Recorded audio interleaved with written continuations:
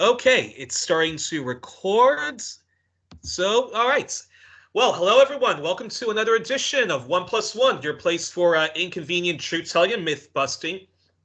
And we are rejoined on the show with my friend, returning champion, frequent guest, Dr. Alfred De Zayas, who from May 2012 to April 2018, Mr. De Zayas was working at the UN as the independent expert on the promotion of a democratic and equitable international order, and he was the special UN rapporteur who went to study the political crisis in Venezuela, where he came to the conclusion that the country was the victim to Western-led imperialism by the U.S., compared it to the coup in Chile in the 1970s, and he slammed the largely Western-backed right-wing opposition, and especially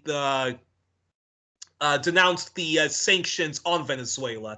You all know him as an anti-imperialist thinker, defender of free speech and thought, and professor of international law based in Geneva. And at times he's an independent diplomat and moderator in international affairs. He's a friend to the peace movement, and he has repeatedly called for a global Native Lives Matter solidarity movement and an Indigenous Lives Matter global network led by the Indigenous people themselves. He's also the author of several books whose subjects include the Armenian genocide, the wrongful institutional Germanophobia following the Nazi defeat in World War II. His latest publication is Building a Just World Order, and is currently working on a book speaking out on NGOs called The Human Rights Industry. We're going to be talking about three topics. The main one is going to be Julian Assange. But before we get into that, Mr. Zayas, welcome back to One Plus One. Pleasure to be back. It's an honor to have you back. And Mr. Zayas, I also have to, I mentioned your new book. I've not started reading it yet, but here it is. I do have a copy. I of course have a copy. Here. Exactly. Santa Claus was very generous with me this Christmas. The 25 principles of international order that I've put forward, they've been called a Magna Carta for the 21st century. And if those 25 principles were respected, we wouldn't have the mess that we have in Ukraine today. Or for that matter, we wouldn't have the mess that we have in Yemen, or the mess that we have in Syria and in Libya and so on and so forth. The problem is that international law is corrupted. International law is hijacked. International law is applied with double standards. And triple standards.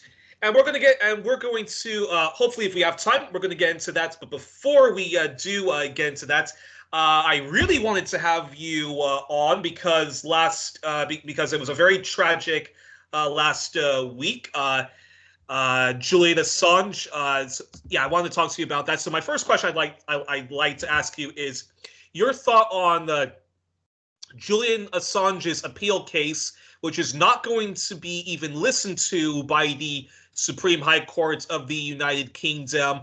Your thoughts on that? What can be done to further try to save Assange's life and get him not just nowhere near an American torture chamber, what they call an American military jail, but also him out of the ghoulish Belmarsh prison?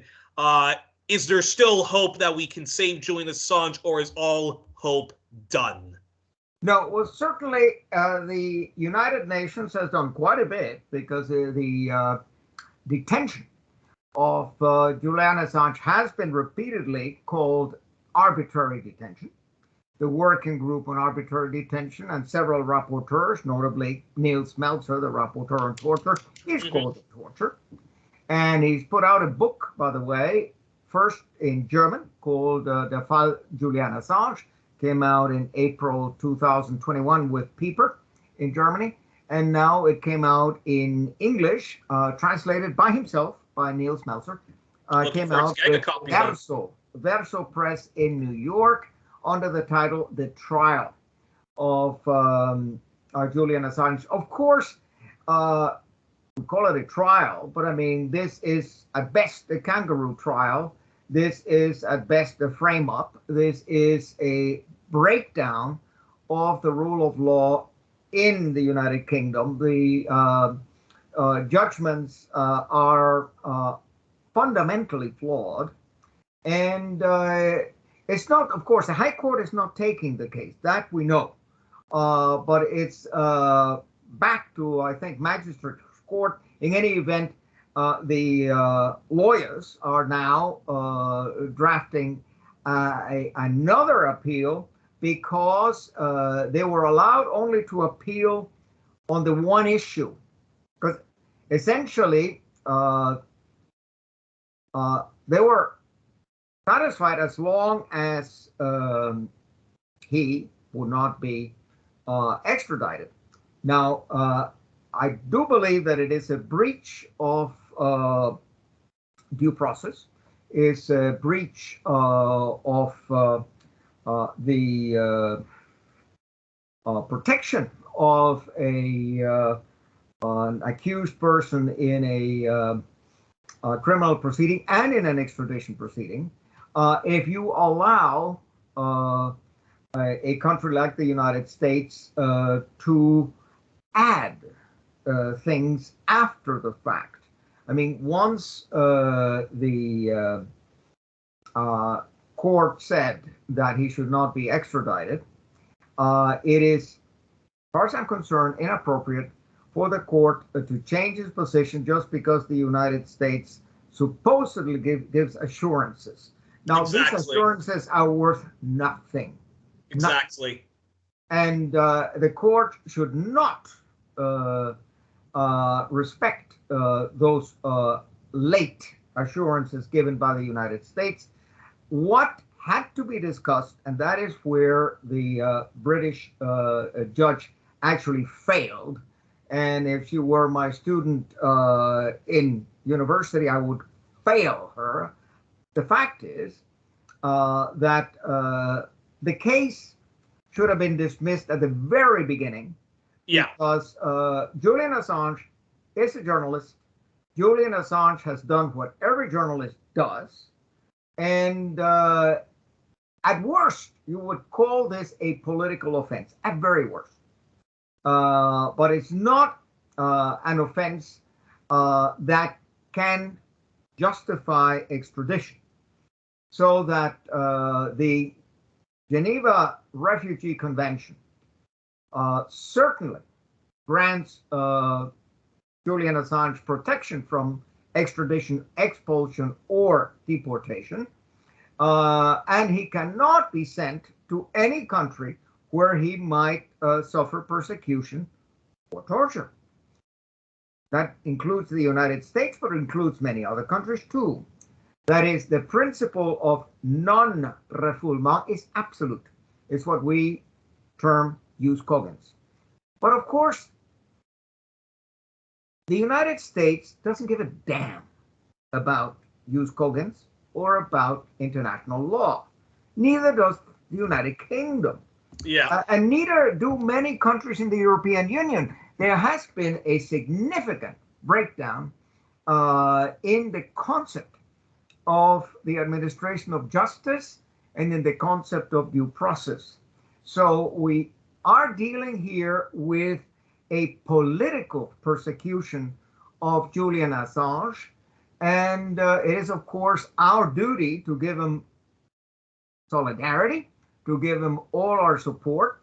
And obviously, I suppose the attorneys will probably approach the European Court of Human Rights to have, should they not succeed now, to get an interim measure of protection to prevent his being extradited. And I think the European Court would have to grant it. And you said last time that that even though the United Kingdom is out of the European Union, this has nothing to do with it. The European Court of Human Rights, Britain is a member of that. So, Britain is a member of the Council of Europe. Yeah. All members of the Council of Europe, 47 of them, are states parties to the European Convention on Human Rights and Fundamental Freedoms. And to be a member of the Council of Europe, you must obey the European Court of Human Rights. And there was already back in 1989, this famous case, the Söring against a United Kingdom case, was an extradition case. But in that case, we're dealing with a murderer, someone who had murdered the parents of his girlfriend. And he and his girlfriend fled to the United Kingdom. They were caught. And then the question was, can he be extradited? And of course, it was a criminal offense, 2 murders. So the European Court, which had an agenda against the death penalty, did not want to allow extradition if that led to the execution of Mr. Söring. So at a much earlier date, they obtained from the United States assurances that they would not seek the death penalty against them, and under those conditions, they could not oppose anymore the extradition, because it was a matter of a double murder. And so there's no question, I mean, the identity was clear. There was no question that he was actually the murderer of his girlfriend's parents. That being the case, he was extradited. But it's interesting that the United Kingdom was prohibited from extraditing the man if his human rights, meaning his right to life, were to be endangered. And the case of Julian Assange, of course, is his right to life, his right to health, his right to everything. I mean, the man is a journalist, and this is something that impacts everybody. As you know, I used to be president of the Pen Club here in Switzerland, Pen International Centre Suisse Romand, and for 7 years. And we pushed a great deal for Julian Assange, and the central office in London, the London Pen International and New York Pen International, so US and UK, have condemned the proceedings against Julian Assange because, obviously, they pose a huge danger to all journalists. And that is well known. It's been in the press. On the other hand, the United States does not care. Neither does the United Kingdom. They all. But that said, Mr. De Zayas, I was talking to a member of the Socialist Equality Party of Australia and a contributor to the World Socialist website, which has campaigned a lot to free Julian Assange and also expose the many people who have thrown Assange under the bus and so forth. But you know, the gentleman, Oscar Grenfell, was saying to me that there's probably going to be a very strong chance that Priti Patel, Boris Johnson's interior, whatever title she has that deals with law and order, that they're going to try to expedite him going to the United States so that they don't have to do an appeal. And we know that we know that Britain is. Yeah, but you can make an appeal to the European Court very quickly, and the European Court will issue an injunction very quickly. Okay. So I don't see them avoiding that. I mean, he does have competent legal counsel, and they know whom they're dealing with. Yeah. They know they're dealing with a country that is bent on violating his rights. And they're going through the motions of all of these procedures. But if it really comes to the end of the line in London, it will go to Strasbourg. And I don't see Strasbourg cannot allow his extradition. The problem is that the mainstream media, the corporate media, the homologated media is against them. And they have done, shall we say, a huge disservice, ugly job of character assassination. Yeah. They have disseminated fake news about him. They have demonized him and so on and so forth. And so there's a lot of people in the public that are misinformed, that have a caricature view of Julian Assange. And it is, of course, for the non-governmental organizations like PENT and Amnesty International and Article 19 to do more to alert the public that they are being led by the nose, that they're being lied to. And when I say Assange, I speak also of all other whistleblowers. I think democracy is corrupted by secrecy, by government secrecy. We have a right under Article 19 of the Covenant on Civil and Political Rights to seek and impart information. That is covered. Everything that Julian Assange did is covered by the Covenant on Civil and Political Rights. The United Kingdom is a state party to the Covenant on Civil and Political Rights. So is the United States. So we are obliged, actually, to respect Article 19, which, of course, we don't. But again, we don't because there is complicity on the part of the media. If the media were to call this out, if the media were to condemn it, if the media were going to say, we will not tolerate this, the situation would be different. But the media is complicit in the crime. Yeah. A lot of left-leaning folk are also complicit in, in this huge travesty of justice. This, I mean, it's what was the guy's name? I mean, it's the Dreyfus affair on steroids. I would say the Julian Assange's case. Well said. Because what happened in the Dreyfus affair in 1898 is that military courts in France framed up Captain Alfred Dreyfus, sent him off to Devil's Island, and sent him off on a false conviction. This came to the ears of Émile Zola, the author, and Émile Zola made a big deal about it. Interestingly enough, the press was with Émile Zola, and it made such an impact that they had to retry the man and acquit him. So that was the great success of the Dreyfus affair. But what Niels Meltzer has uncovered with his book, The Trial of Julian Assange, is many, many, many times worse than the, shall we say, manipulations in the Alfred Dreyfus case. And that notwithstanding, the press has failed to do its job. It did its job back in 1898. It has not done its job now. As a matter of fact, the press actually has become complicit in the crime.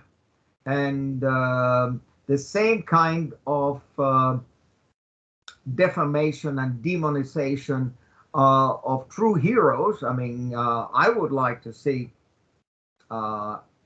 Julian Assange. I would like to see Edward Snowden be awarded the Nobel Peace Prize. Likewise. For their contributions both to peace and to the awareness of the dangers of Big Brother, of the dangers of governments gone amok, like our government under Trump, like our government under Biden. It's not much better. Like the British government under Boris Johnson, etc. Here, what has Assange done? He has shown the war crimes and crimes against humanity committed by NATO forces in Afghanistan and in Iraq. matters that actually should be investigated by the International Criminal Court. Now, the former chief prosecutor at the International Criminal Court, that was Fatou Bensouda from the Gambia. Now, Fatou pushed through an investigation on war crimes and crimes against humanity in Afghanistan. Her successor, Karim Khan, a Brit, I suppose of Indian or Pakistani origin because his name is Khan, as the case may be, he said he's going to continue the investigation on war crimes by the Taliban, but discontinue the investigation of crimes committed by NATO forces, meaning by the Brits and the Americans and the French and the Australians, etc., about which we have tons of evidence. I mean, it is in the public domain. We know that war crimes and crimes against humanity and torture and awful things were committed in Afghanistan by NATO forces. Now, he's not investigating that. What does that tell you? That tells you that the institutions that are there to protect us have been hijacked.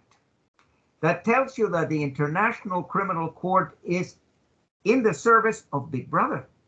It's in the service of the hegemon. That tells you also, it's not only the International Criminal Court. I mean, we've seen that already with the International Court of Justice. The International Court of Justice already in the 1990s, early 2000s, they took a case of Bosnia against Serbia, in which they decided that there was no genocide. That is, that Serbia was not responsible for genocide. It was responsible for not preventing the genocide in Srebrenica, but there was no smoking gun. They couldn't establish that there was any kind of order coming from Belgrade.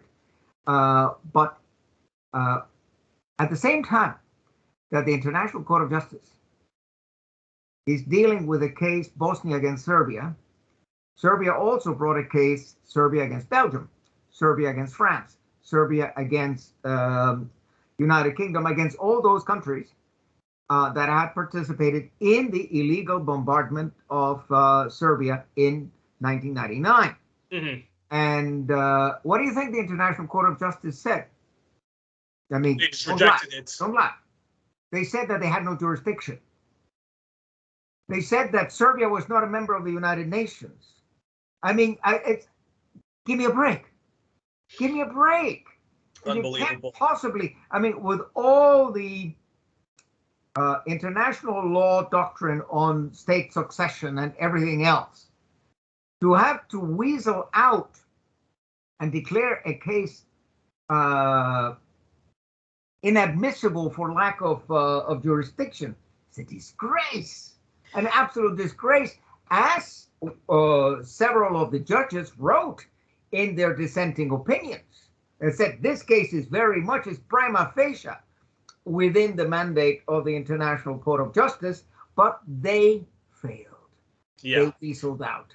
Well, while on this subject, there's so I want your response to three things before we have to end this interview because you're very busy. So briefly, I wanted your response on these three things.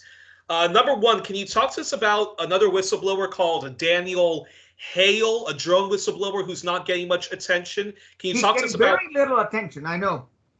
Yeah, yeah.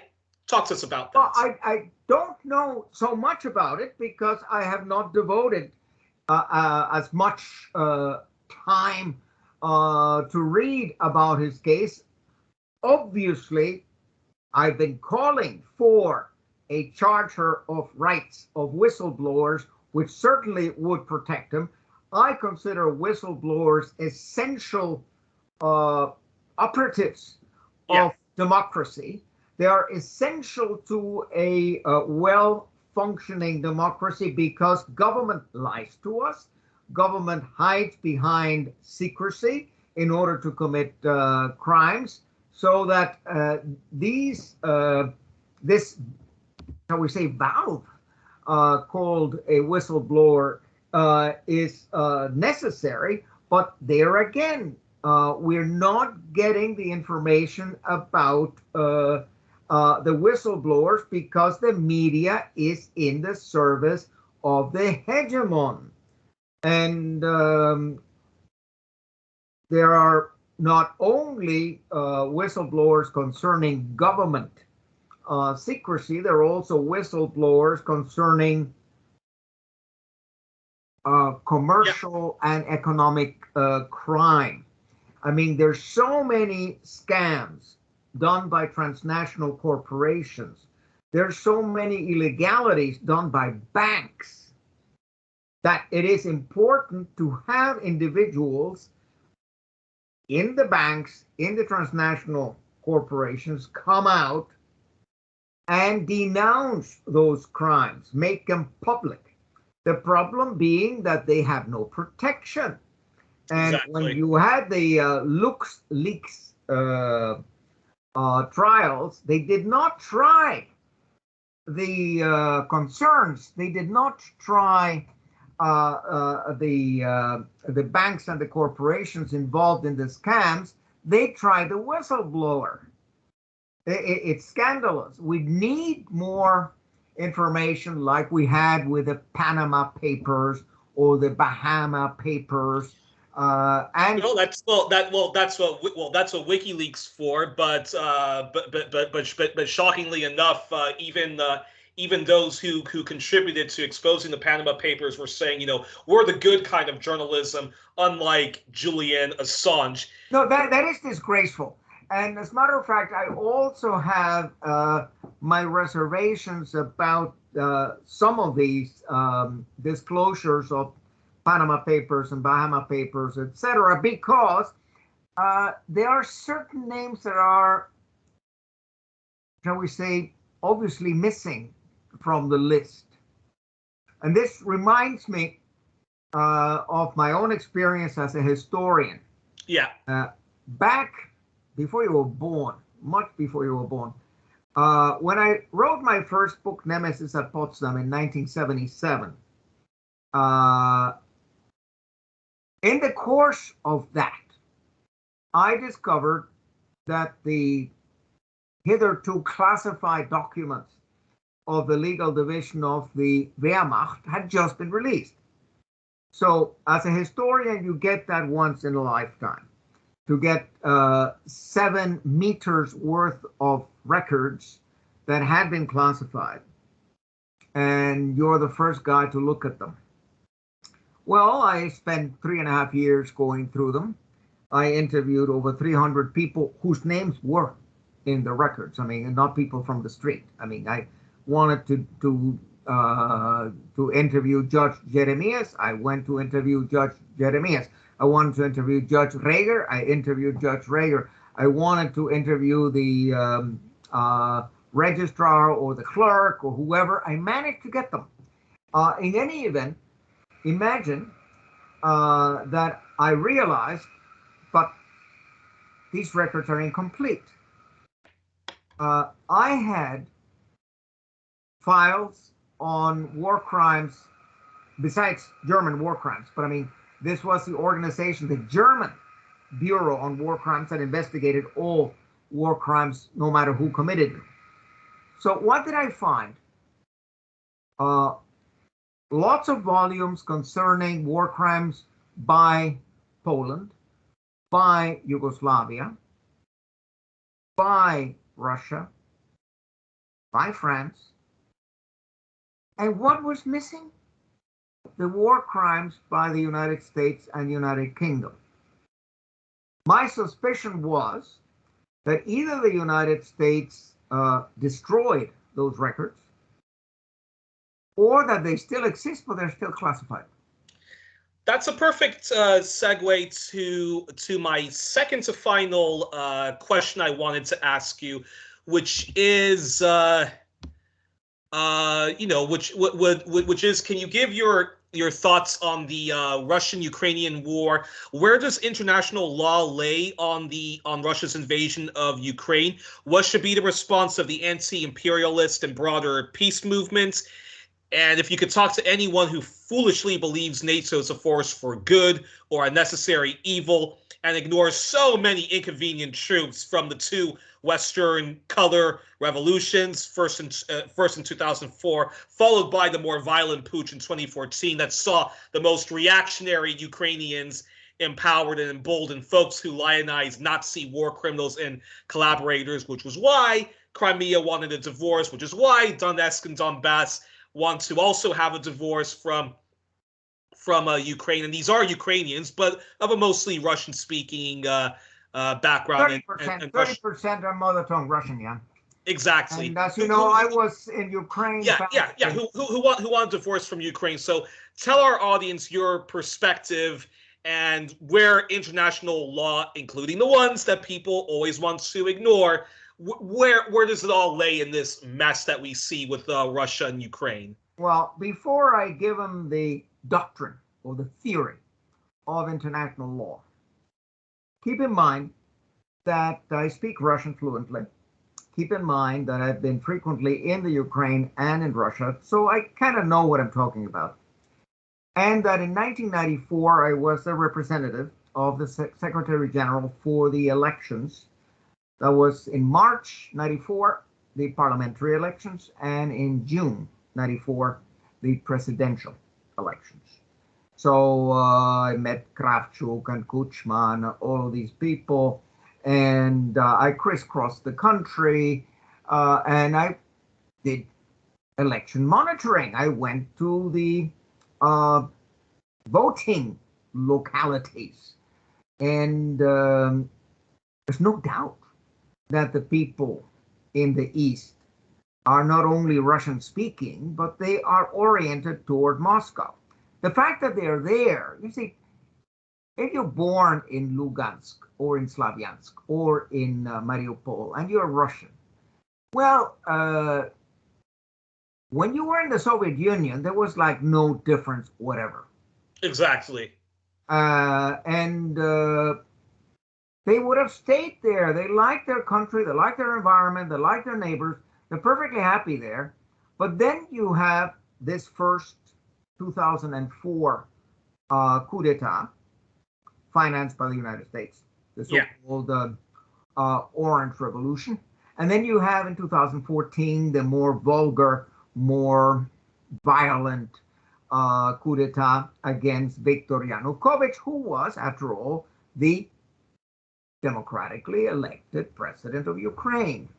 And if you didn't like him, okay, wait 2 years until the next elections and then kick him out of office. You don't have to have a revolution. You don't have, he was not a person who was oppressing. Well, and also, the Ukrainian-speaking Ukrainians. I mean, he was a person who thought that the deal that the European Union was offering was a bad deal. That it looked good on paper, but in the end, it would essentially ruin Ukraine's possibility of having good relations both with the West and with the East, and to have good commercial relations with both. So he decided to not to go ahead with this push by the European Union, more or less to, shall we say, suborn, attract, try to pull Ukraine away from Russia. Now, on the 21st of February 2014, because there were these violent demonstrations, and the demonstrators were very violent. It's not that the government was oppressing them violently, it's that the demonstrators themselves were throwing Molotov cocktails, etc. But Yanukovych was not a megalomaniac. Yanukovych was not a bloodthirsty individual. Yanukovych did not want to throw the army against the demonstrators. So he looked for support. He got the Poles, the Germans, the French to come in more or less to negotiate a deal. The deal was signed, and the deal was, okay, he's going to have anticipated elections, but everybody's going to go home and be quiet. What happened is that the whole crowd, the radical crowd, the fascist crowd in Maidan, did not respect the treaty that had just been signed. Yeah. And tried to kill him. Tried to run the presidential palace, and he was lucky enough to escape with his life. So that's pretty bad, this putsch against Yanukovych. But the fact that even those countries that had just signed a deal, and they were obliged to protect that deal, obliged to insist on the implementation of that deal, that they started immediately dealing with the putschists, dealing with the guys who had broken their deal, who had broken the treaty they had just signed. It's disgusting. I mean, the lack of good faith on the part of the European Union and European countries that immediately recognized this illegitimate, unconstitutional regime in Petro Kiev. Poroshenko, I think, was the guy who replaced Yanukovych, right? Yeah, yeah. And then what happens is that if that regime had been clever, they would have stretched hands toward the 30% Russians and said, oh, look, we love you. We just want to have better relations with the European Union, and we love you. No. I mean, they engaged in vulgar Russophobia. They even adopted legislation prohibiting the use of the Russian language. Absolutely insane. So those who were anti-Maidan and pro-Russian were being persecuted, were being beaten up, were being killed. There was a big massacre in Odessa in which they killed about 50 of them. Yeah, so, trade union office. These things are hard to forget or forgive. And obviously, the Russians in Crimea said, sorry, we don't recognize these putschists in Kiev. That guy has no legitimacy. It's an unconstitutional government. So we don't recognize it. We're going to have our own referendum. We're going to pull out, the same as when Slovenia declared itself independent from Yugoslavia, when Croatia declared itself independent from Yugoslavia. Well, why can we not declare ourselves independent from Ukraine? Well, they did it actually according to the rule of law. They actually held a referendum, and they invited everybody. They invited the OSCE to come to monitor. They invited the United Nations to come monitor. But of course, they didn't want to come because they didn't want to legitimize this. I mean, they were complicit. The OSCE was complicit in the putsch. The EU was complicit in the putsch. They wanted the putsch. So obviously, they didn't come to monitor. And then they said, no, but we don't recognize the results. Although they had the opportunity to go and observe them.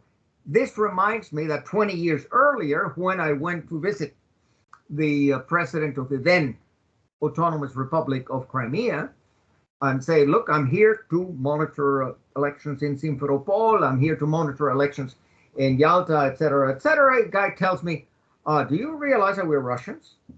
And I remember hearing that. And I'm saying, well, basically, I know that the population is overwhelmingly Russian, but I'm here just to observe the Ukrainian elections. That's all. But that came back to me 20 years later, because obviously the vast majority of the population in Crimea did identify with Russia more than with Ukraine, and certainly not with this illegitimate regime. Exactly. Same thing happens in Donbass, in Donetsk and in Luhansk, except that there a lot of blood did flow. In Crimea, it went bloodless. It was a peaceful referendum followed by a unilateral declaration of independence, followed by a formal request to be reincorporated into Russia, followed by an examination of the request by the Russian parliament, followed by a decision of the Supreme Constitutional Court of Russia, followed only then by the signature of Vladimir Putin. So that went through all the stages of the rule of law, and it was not an annexation. I mean, an annexation is when you invade a country, occupy a country, and then annex it against the will of the majority population, which is contrary to what happened here. What happened here was that the population wanted to leave Ukraine because it had an illegitimate government and wanted to be reincorporated into Russia. With Donbass, it became a nasty war. And the Russians in Donbass managed to fight off the Ukrainians. There was a ceasefire. And then there was the first Minsk agreement, which Ukraine systematically violated. Then there was, again, a lot of violence. And then there was the second Minsk agreement. And the second Minsk and the second Minsk agreement, when was that? And that was the agreement that says February 2015. Okay. So it's exactly 7 years ago. So February 2015, and Article 11 required the Ukrainian authorities to directly negotiate with the authorities in Lugansk and in Donetsk, which neither Poroshenko nor Zelensky did. As a matter of fact, they continued shelling Donbass and continued making more civilian deaths in Donbass and refused to negotiate. Matter of fact, about, I don't know, 4 months ago, 5 months ago, Zelensky said very clearly that he had no intention of implementing the treaty obligation under Article 11, which was negotiating with the Donbass Russians. As a matter of fact, it was not a question of necessarily secession. It was not necessarily a question that the Donbass people were going to be independent. I think through negotiation, if Ukraine had decided that they wanted to give the Donbass autonomous status so that they could determine their own future in relationship with Kiev as part of Ukraine, but with a generous measure of autonomy, I think that would have been acceptable for everybody. Would have been a good solution. I think that Russia would have applauded that. I think Russia would have supported that. But Zelensky and before him Poroshenko were both under considerable pressure, not only from the European Union, but from NATO. NATO has had an agenda since 1991 to expand east. An agenda that has been condemned at the time by George F. Kennan, our super diplomat, who said this is insane, this is unnecessarily provoking Russia. Every country is entitled to its national security, and they have every reason to feel threatened if NATO expands east. Jack Matlock, the last American ambassador to the Soviet Union, condemned it in no uncertain terms. Many old-time diplomats said this is extremely dangerous. It's going to take us to World War III. And now we have a war that is not yet World War III, but it could escalate to that. And none of us want that. So that being said, Russia's invasion of Ukraine. Now, does it violate international law? Definitely. Okay. I mean, there's an absolute rule under the UN Charter, which is Article 2, Paragraph 4, which says that countries shall refrain from the threat of or from the use of force. Putin has clearly violated it, and that is, of course, a jus cogens provision. I mean, this is serious. And I think it was not only a crime, I think it was a huge mistake. But beyond that, you have to put it in context, because it's not like Putin did not try to negotiate. I mean, Putin has spent 8 years since the putsch in Ukraine, in Maidan, in 2014. He spent 8 years trying to reach a satisfactory security architecture for Europe that would also take Russian concerns into account. And he was knocking on NATO's door. He was knocking on France's door, on Germany's door, on Washington's door, and nobody listened. 8 years. And he relied on the OSCE. The OSCE, the Organization on Security and Cooperation in Europe, had a responsibility to oblige Poroshenko and oblige Zelensky to implement Minsk I and Minsk II.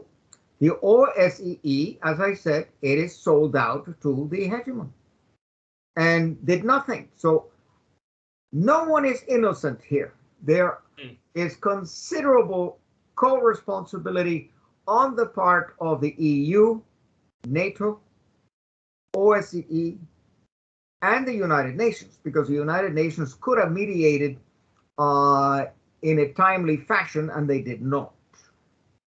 That is a disgrace for all of us, because I've devoted more than 40 years of my life to the United Nations, and notwithstanding all of my proposals as a former rapporteur, obviously it fell on deaf ears.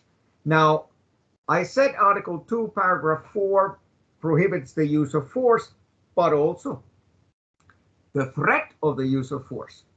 And NATO's eastern expansion has been a continuous threat. I mean, how can you otherwise see it if you arm Ukraine to the teeth before the 24th of February 2022?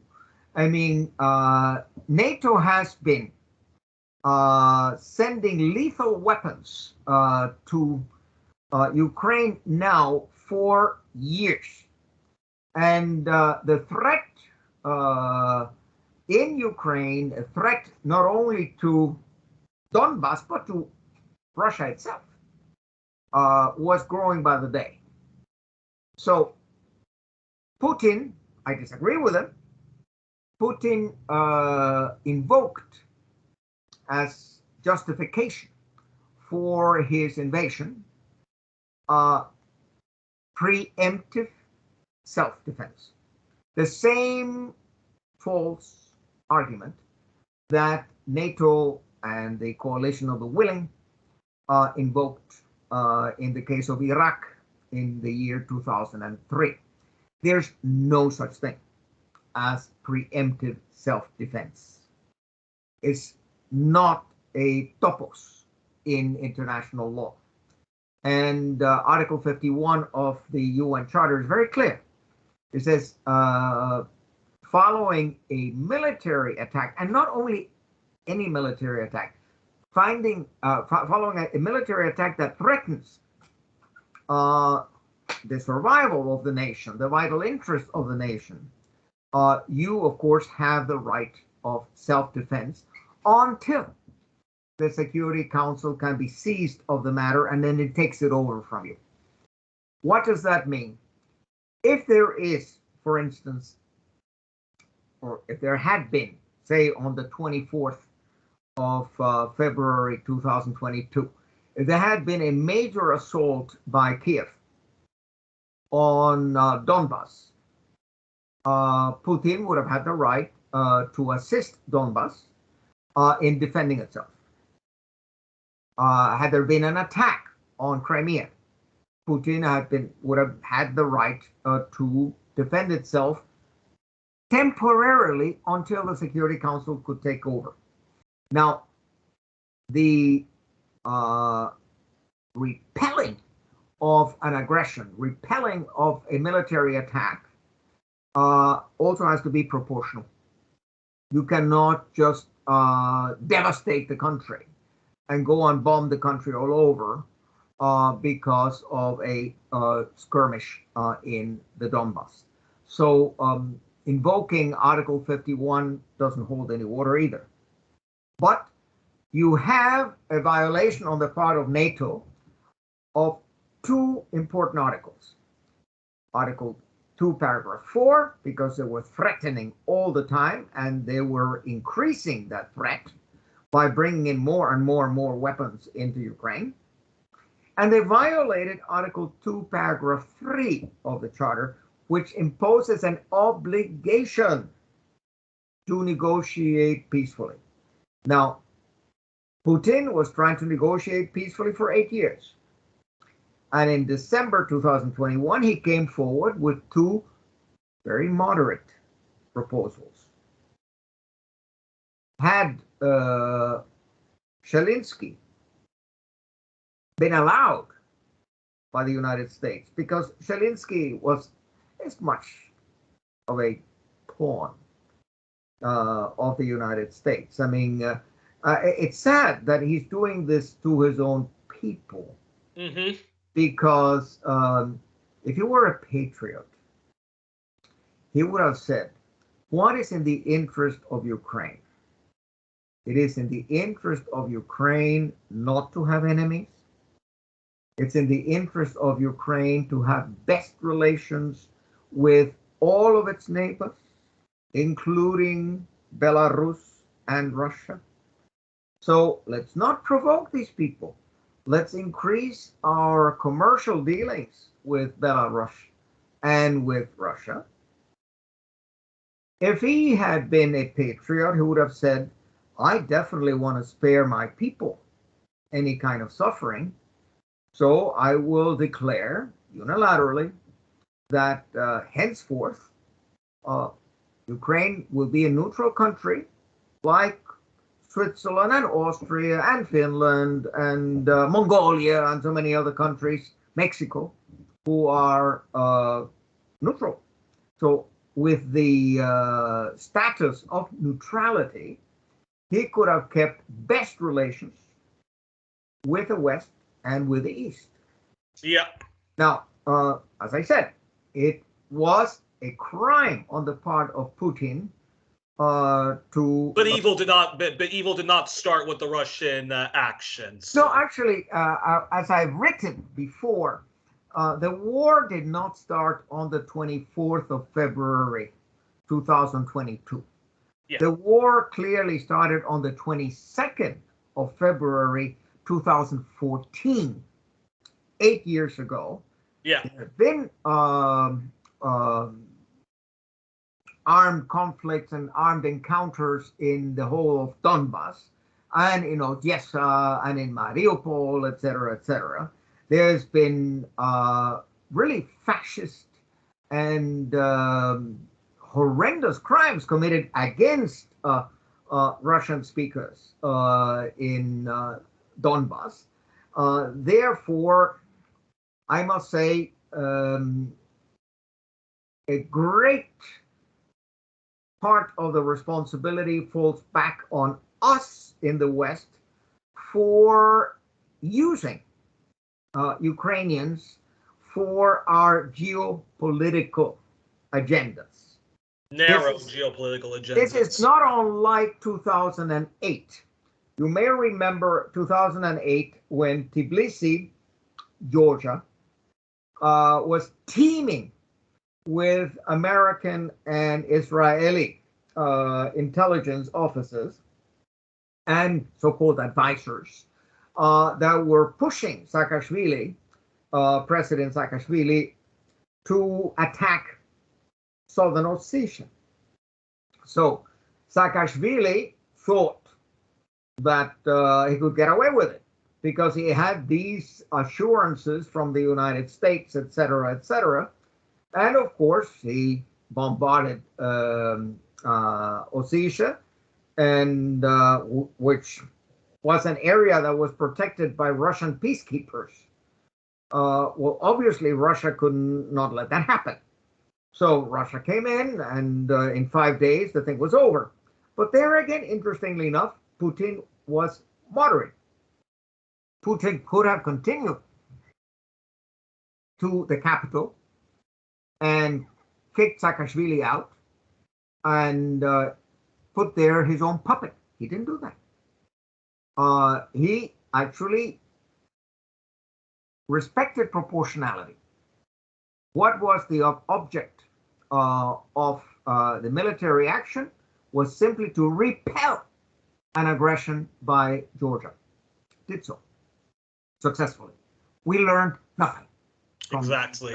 Nothing. And just before I let you go, just before I let you go, I guess I would just encourage anyone to get involved in the Free Julian Assange movement, either by donating to the legal team, either by writing to all of your newspapers, all your members of whatever local and national government, and say, "Free Julian Assange, free Julian Assange, free Julian Assange." And to the United Nations Secretary General, Antonio Guterres, to Amnesty International, that has a duty to protect journalists, to Article 19, that has a duty to protect journalists, to Reporters Without Borders, to PEN International, and to the Office of the High Commissioner for Human Rights, to Michelle Bachelet, and say, this is a matter of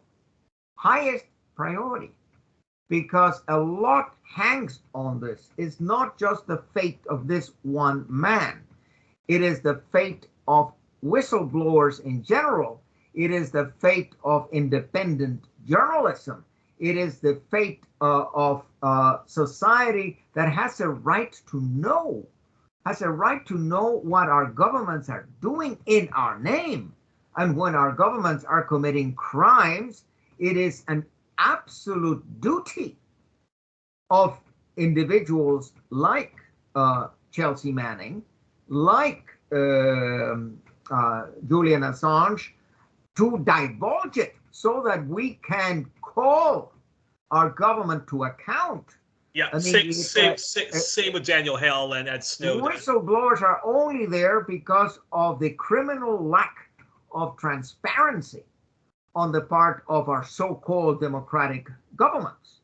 But I think it is necessary to activate all your listeners to write to Michelle Bachelet, to write to the Human Rights Council, to write to Strasbourg, to the European Court of Human Rights, and to demand concrete action to protect journalists, including Julian Assange. And I would also say, if there are, and also when it comes to Ukraine, for people who don't want to jump the shark with Ukraine and don't want to join these groups that claim that they're pro-peace, but they're actually pro-war, and want to continue the NATO war. with Russia, I would say, just, if you don't find a peace organization that represents, the sort of views that we've been expressing, start your own ones. And then Mr. De Zayas, and then just before we close. I wanted to show you a book that I want your readers, your viewers to consult. I may have, I taught today. No, I found it. I taught today 2 hours international law, and I had the book with me, and now I found it again. It is John Mersheimer's. This is a brilliant book, absolutely brilliant. John Mersheimer, professor at the University of Chicago, and he just published. I can send you the link after this. I'll send you the link, and you can probably put on your. My algorithms on YouTube love him. He's really great. He published an article by invitation in The Economist 10 days ago on Ukraine. Basically, this is in a nutshell, it is a summary of everything you have to know about Ukraine from someone who is very, shall we say, detached. Someone who doesn't have an axe to grind, someone who is a true scholar, and who gives you everything in context. It is a wonderful article in The Economist, and this is a wonderful book, John Mersheimer's The Great Delusion. And when he says the Great Delusion is, of course, our megalomania. Yeah. Great delusion is that our hegemony is going to persist forever and ever in secula seculorum, and that is not the case. I mean, we are not an island. We are not alone on the planet, and whether we like it or not, there you have 1.5 billion Chinese, and you have 1.4 billion Indians, and you have 150,000 Russians, and you have Belarusians, and you have other people who have their own interests, who have their own view of the world, and are entitled to have their own view of the world. They don't have to have ours. And it is an incredible arrogance when we in the West think that we have a mission to bring democracy, human rights, happiness to these people. They will find their own way to democracy. They will find their own way to human rights and their pursuit of happiness.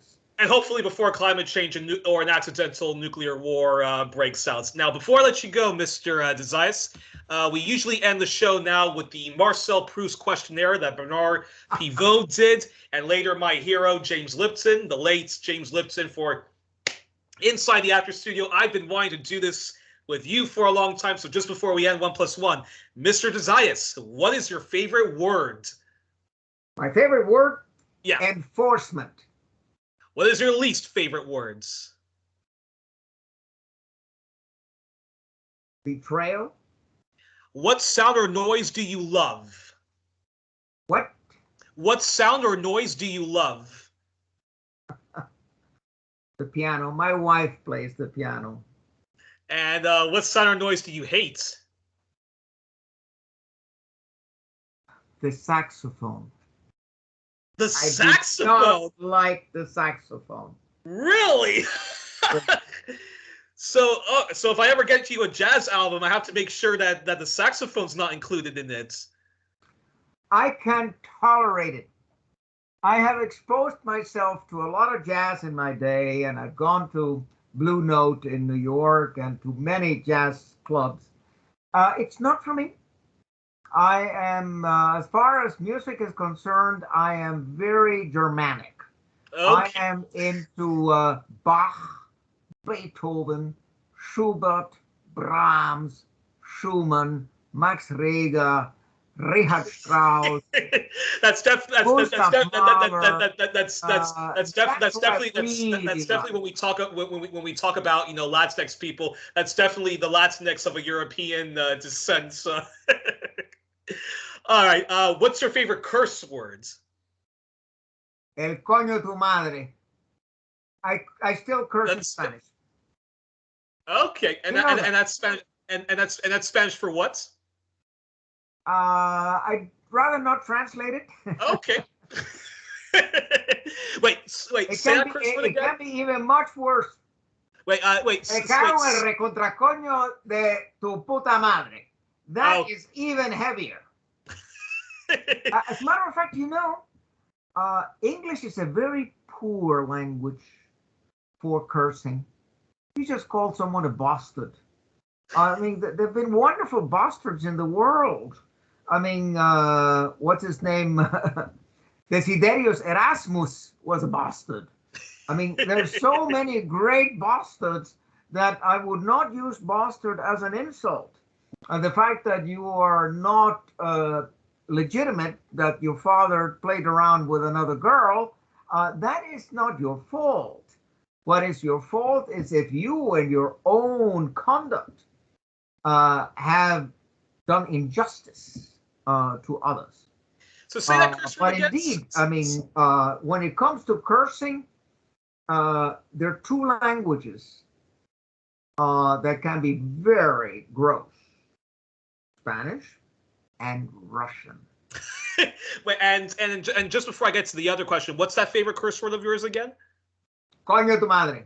Okay. Actually, now, it is. Actually, it means the cunt of your mother. All right, next question. Okay. But of course, nobody ever visualizes what you're saying. When you say in French "merde," you actually don't think of shit. I mean, it's just an explosion. It's just a word that you use to give off steam. That goes for every curse word. You never actually see what you're saying. You're just making sounds that allow you simply to express the fact that you are discontented with something. And for that reason, I try not to curse too much, and certainly not in the presence of my dear wife. Exactly. Now on to the next question. What turns you on spiritually, emotionally, or creatively? What I like? What turns you on spiritually, emotionally, or creatively? Well, certainly music. I am very much into music. I play piano, but I don't want you to listen to me because I don't play it well. But my wife plays it much better. And I must say, there's music that really brings me to tears. Not everybody likes Gustav Mahler. I do. Uh-huh. But if you play the Rückert-Lieder and you play Ich bin der Welt abhanden gekommen, or you play Mitternacht, at midnight, these are two pieces that just make me melt. I just think that I must have a psychological relationship with Gustav Mahler. Also his Das Lied von der Erde, the Song of the Earth, one of these sublime pieces of music. Or then Richard Strauss, when you come to Elektra and she says, ob ich nicht höre? Ob ich die Musik nicht höre? Sie kommt doch aus mir. Die Tausenden, die Fackel tragen und deren Tritte, deren uferlose Myriadentritte überall die Erde dumpf dröhnen machen. Alle warten auf mich. Ich weiß doch, dass sie alle warten, weil ich den Reigen führen muss. Und ich kann nicht. Der Ozean, der tausendfache Ozean begräbt dir jedes Glied. Ich kann mich nicht heben. I mean, this is a text from Hugo von Hofmannsthal, which is just makes you fall apart. I mean, it's so powerful. Yeah. And then what turns you off then? Turns me off? Yeah. Yes. The construction site next to my villa right now they are doing Yeah. That turns me completely off. And I'm happy now. 6 o'clock, they're gone. But until 6 o'clock, they make noise. And what profession would you love to do? Well, if I were reincarnated, if I were to be born again, I would say there's nothing more satisfying if you have the talent, than to be a composer. Yeah. I mean, if you can put your emotions into music, which is the international language. I love literature. I write a lot of poetry, and I write poetry in 6 languages. But poetry is not the same. I mean, if you hear the second movement of Beethoven's 7th Symphony, you melt. Yeah. It's just too gorgeous. That anybody can do that, and just, can you imagine the joy that Beethoven has brought to humanity for more than 200 years? It is really breathtaking. And sometimes you listen to Bach and you realize that the Passion according to St. Matthew was written like 350 years ago. And you hear it, and it's like it's fresh. Yeah. Like it was written yesterday. I mean, this, shall we say, this gift to humanity. No one can give humanity a gift as profound as music. And what profession would you absolutely not like to do under any circumstances? Actually, I could see myself as being a construction worker. That would not bother me. But I would not like to be, I hate to say it because many of your listeners may be exactly that. What? I don't want to be an accountant. I always hated it. Yeah. I got an A for my accounting course, and I said, never again. I get my A, just that I keep my 4.0 average. But that's it. And then my final question: if heaven exists, what would you like to hear God say when you arrive at the pearly gates? Doesn't have to say anything. He should smile at me. That's it.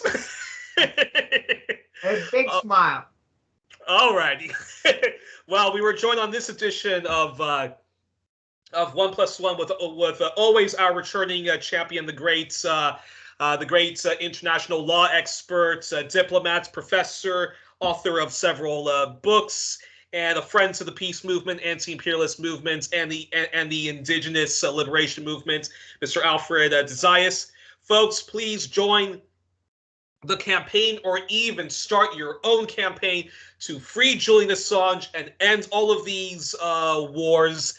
And I also want to say, in solidarity to Julian Assange, we should all on Twitter and Facebook and elsewhere be saying hashtag free Julian Assange and Je suis Julian Assange. And in solidarity to our folks, to some of our comrades at RT, Sputnik, and other Russian-affiliated media, Je suis RT, Je suis Sputnik, Je suis Russian state-affiliated media. Thank you. So, Mr. Zayas, you have a very good evening. You give my best to your wife, and one of these days we got to organize you coming to visit me in Belgium or me coming to visit you in Switzerland, because COVID may still be here, but if everyone else is allowed to go travel out and about, I don't see why we can't. Plus, we're all vaccinated. We wear our hospital masks, so. Okay, till the next time. Ciao till then. Ciao, ciao.